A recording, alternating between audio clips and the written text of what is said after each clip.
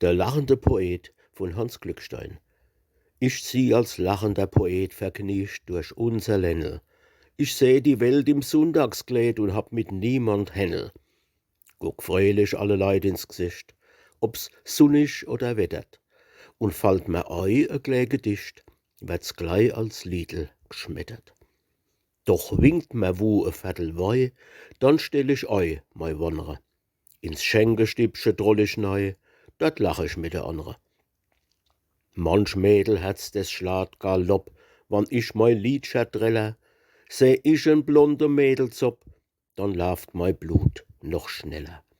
Und wann der soe Zuckerschnut spritzt s Feier aus der Aare, dann pack ich noch immer so gut de Pegasus am Krage. Und spann ich dann des Geilsche an, nie folgt mir's widerwärtig. E Mädel und e Viertel Wei, und s schönst Gedicht is fertig.